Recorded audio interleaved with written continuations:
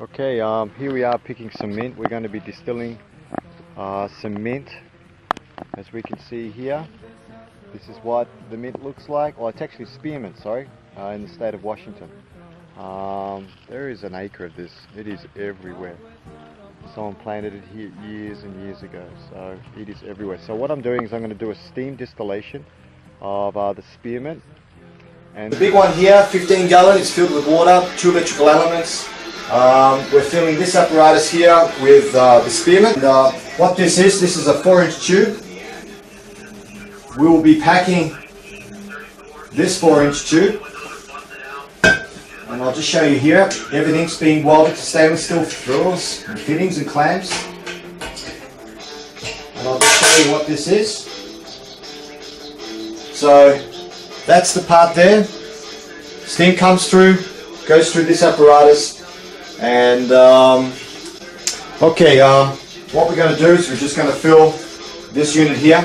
It holds about 5.5 pints. So what I want you to do, just grab your herbs or whatever you like to do, and what you do is I want you to pack this 4-inch as tight as possible. I would advise not to have any void or spacing in here. I want this fully packed so the steam doesn't, how would I say, so the steam actually goes through all the material evenly. So just pack this as tight as you possibly can. It smells absolutely wonderful. Steam distillation.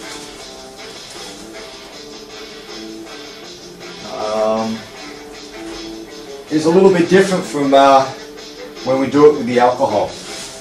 You can do a lot of research on the internet. Using an alcohol distillation is what they call an absolute.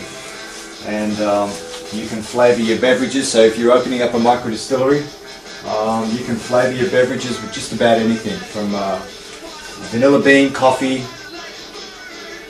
lemon, lime, orange, citrus. You can experiment. So we're jamming this right in.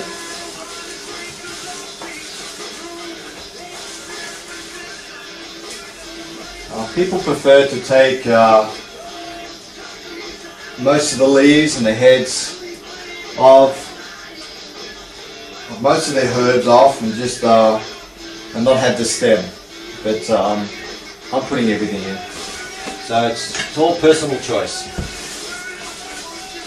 Okay, as we can see, we've used probably 3/4 of the box here in just this 5.5 pints. We're going to put on the head. Today we're going to use the 2-inch Alchemist on this.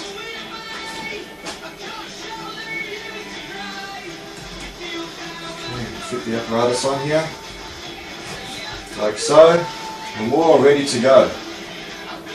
Okay.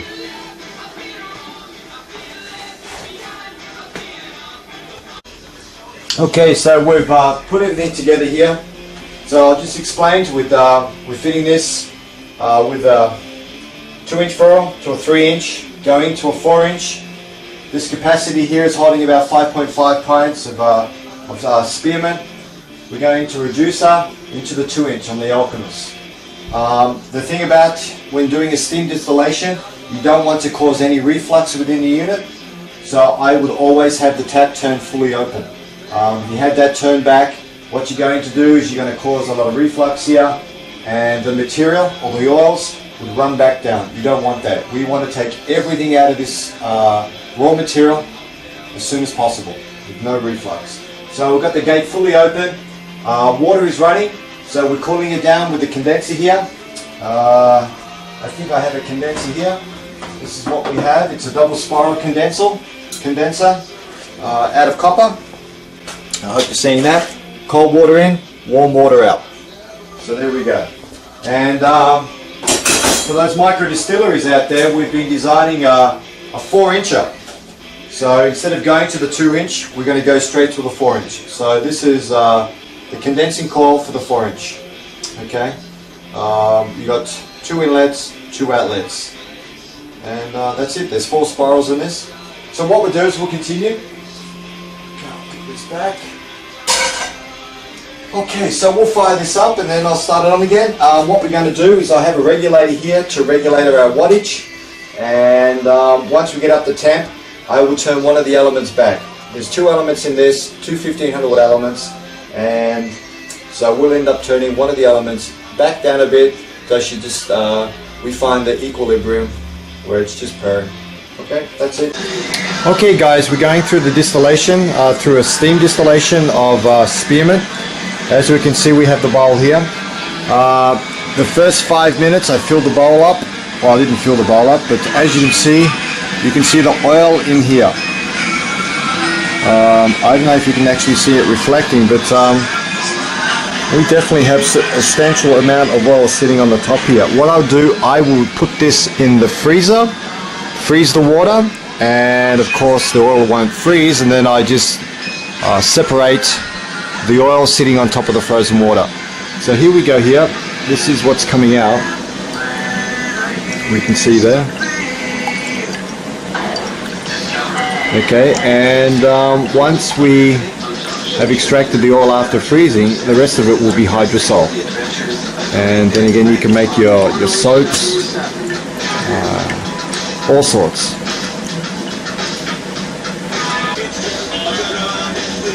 Fairly dark, but it's at 212, which is the temperature of steamed water.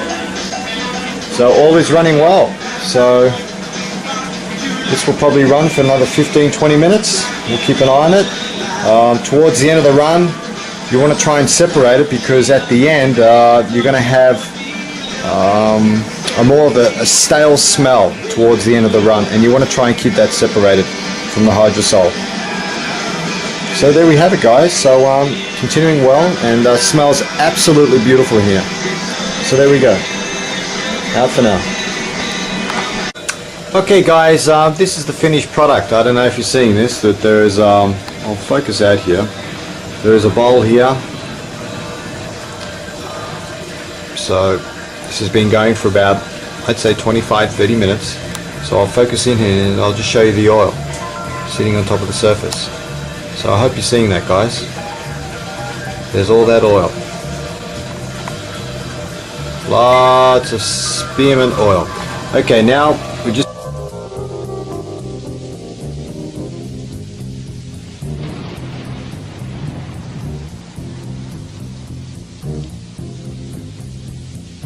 Riders on the storm, riders on the storm. Into this house we're born.